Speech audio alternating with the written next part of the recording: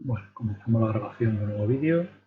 En este caso es el vídeo con el que vamos a comenzar el último tema, ¿de acuerdo? De los contenidos correspondientes a segundo bachillerato en física, que es física cuántica, ¿vale? Y dentro de este tema pues vamos a dividirlo en dos partes. Un primer punto en el que hablaremos de los antecedentes de la mecánica cuántica, en el que veremos tres: radiación del cuerpo negro, el efecto fotoeléctrico y los espectros atómicos. Y después un segundo punto en el que hablaremos de la propia mecánica cuántica. ¿De acuerdo? Bien, hoy lo dedicaremos a uno de esos antecedentes, que es la radiación del cuerpo. Bien, antes de empezar vamos a comentar qué es lo que ocurre a principios del siglo XX. Se produce una crisis en la mecánica clásica. ¿Por qué se produce una crisis en la mecánica clásica? Porque esos tres experimentos y otros más, pero estos son los más representativos, los que acabo de comentar, no son capaces de ser explicados por parte de la mecánica clásica. Pero, ¿qué es la mecánica clásica? Pues la mecánica clásica son las leyes de Newton de la mecánica, leyes de gravitación universal, las leyes de la dinámica, etc., las leyes de Boltzmann y Clausius de la termodinámica y las leyes del electromagnetismo de Maxwell. Así, a grosso modo, con estas leyes se podía explicar cualquier fenómeno que pudiésemos observar en la naturaleza, ¿de acuerdo? Pero esta mecánica entra en crisis porque existen una serie de experimentos, los que acabo de citar fundamentalmente y otros más, que no son capaces de explicar, ¿de acuerdo? Y vamos a comenzar por la radiación térmica, en lo que se conoce como el cuerpo negro, ¿vale?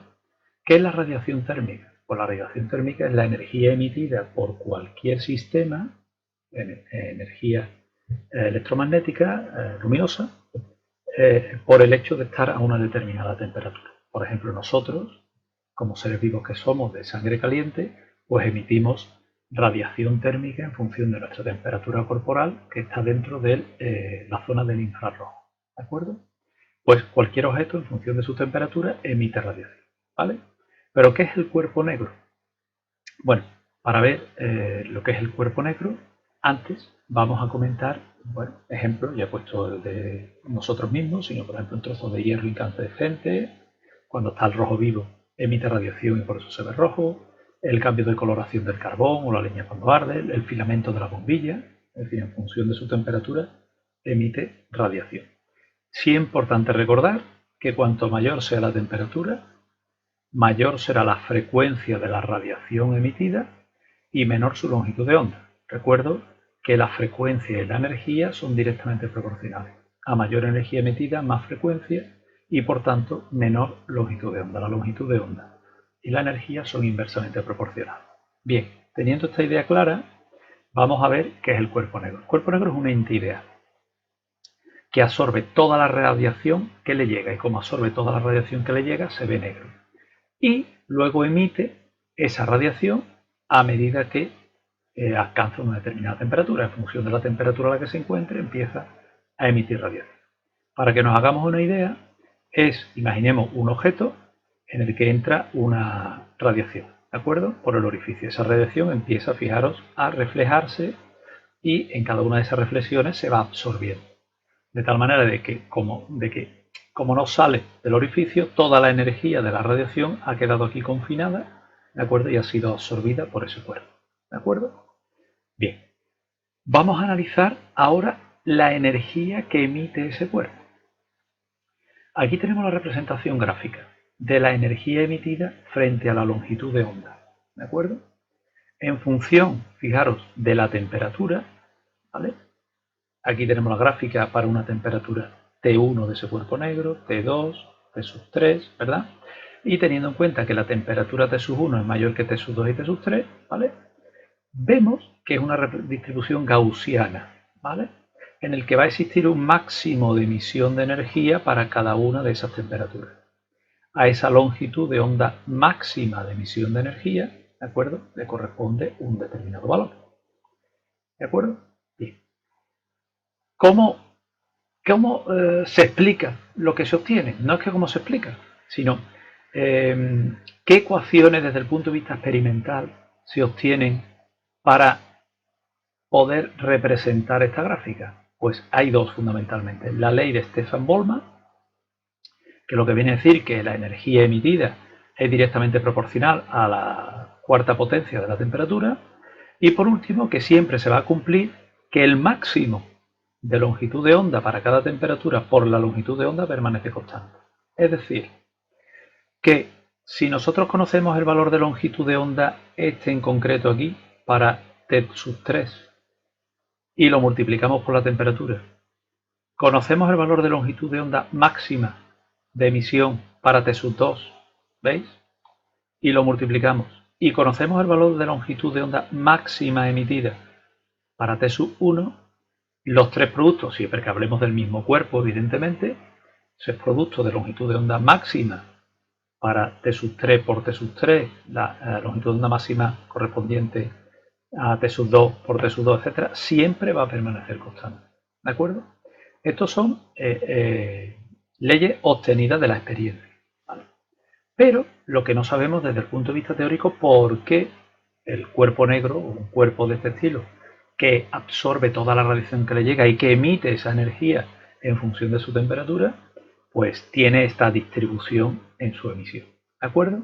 Bien. ¿Qué explicación da la mecánica clásica? Bueno, pues básicamente no perdáis la perspectiva, no se trata de recordéis nombres. Sí, la idea es, vemos un experimento, lo describimos, lo haremos con los otros dos, tratamos de dar una explicación desde el punto de vista de la mecánica clásica y vemos que la mecánica clásica no es capaz de explicar. Y luego veremos cómo la cuántica sí puede explicar.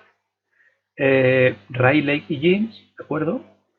Aplican la termodinámica y básicamente lo que deducen de la aplicación de la termodinámica electrodinámica es que esa energía emitida está relacionada con la longitud de onda de la emisión y con la temperatura. Más o menos es directamente proporcional a la temperatura e inversamente proporcional a la cuarta potencia de la longitud de onda.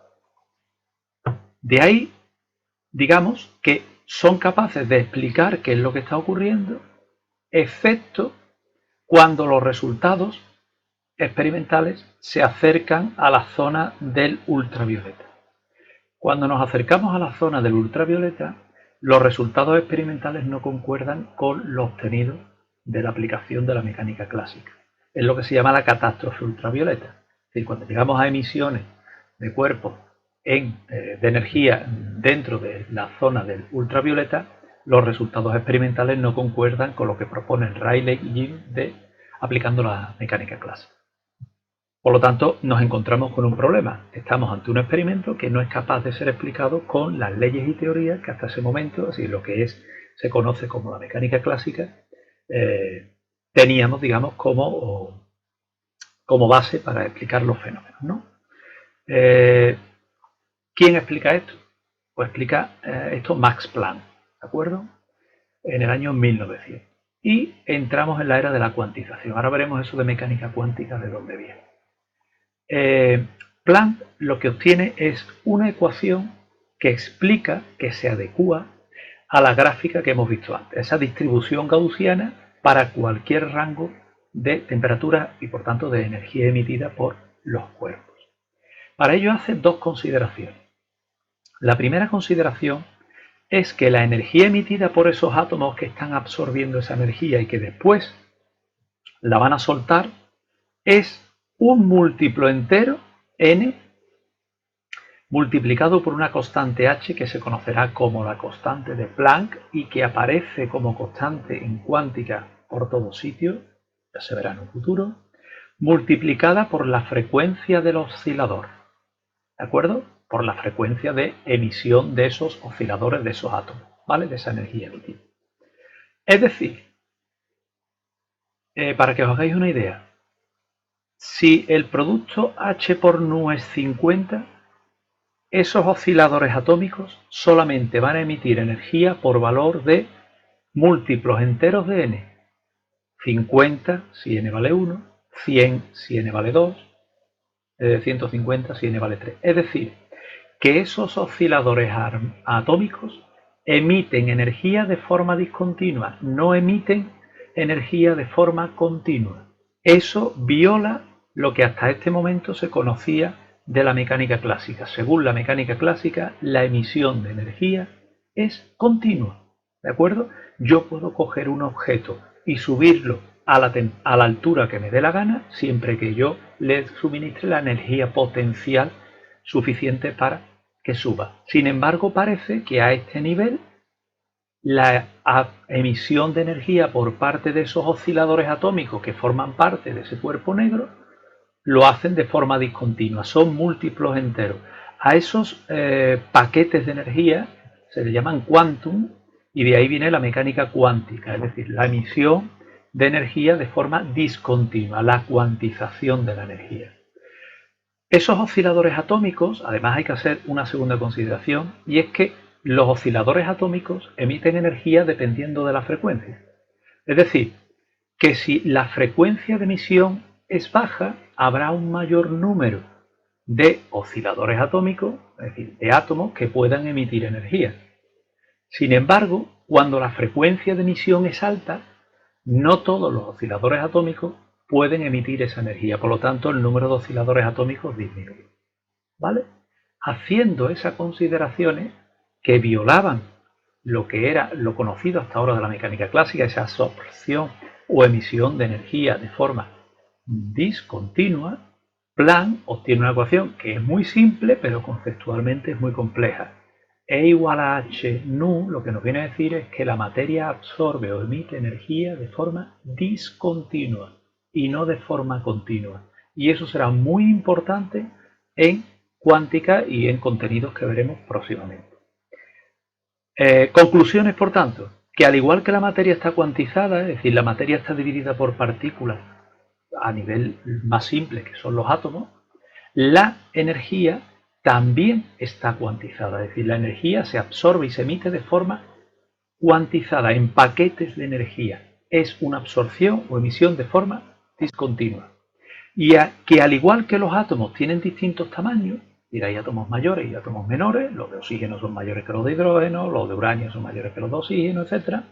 Los átomos tienen distintos tamaños cuánticos, es decir, absorben paquetes de energía diferentes dependiendo de la frecuencia. Es decir, a mayor frecuencia de emisión, el paquete energético será mayor.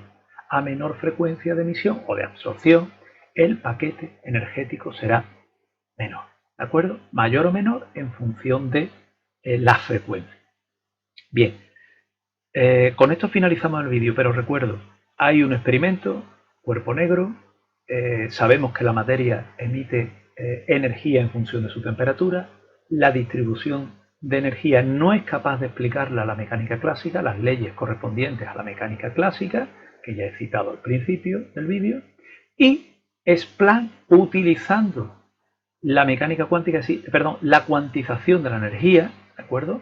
El que la materia emite o absorbe energía de forma discontinua, cosa que violaba la mecánica clásica. La mecánica clásica nos dice que la energía se absorbe y se emite de forma continua, y haciendo la segunda consideración de que los osciladores atómicos emiten o absorben energía en función de su frecuencia, de la frecuencia, es decir, osciladores atómicos de baja frecuencia hay muchos, pero de alta frecuencia el número de osciladores atómicos es menor, es capaz de explicar, obtiene una ecuación que se adecua perfectamente a las gráficas obtenidas de emisión para el cuerpo negro, con lo cual estaba explicando. Es decir, nos hemos tenido que salir de la mecánica clásica y recurrir a la cuantización de la energía para poder explicarla. ¿De acuerdo? Bien, con esto finalizamos el vídeo y en otro vídeo veremos otro de los experimentos, y veremos otros experimentos, como el del efecto fotoeléctrico y el de los espectros atómicos, y veremos cómo hay que salirse de la mecánica clásica para poder explicarlo. Por eso he hablado al principio del vídeo de antecedentes de la mecánica clásica, es decir, experimentos que la mecánica clásica no puede explicar y que hace que haya que recurrir a una nueva física, entre comillas, para poder explicarlo, y el surgimiento, por tanto, de la mecánica cuántica. Bien, con eso finalizamos el vídeo relativo al cuerpo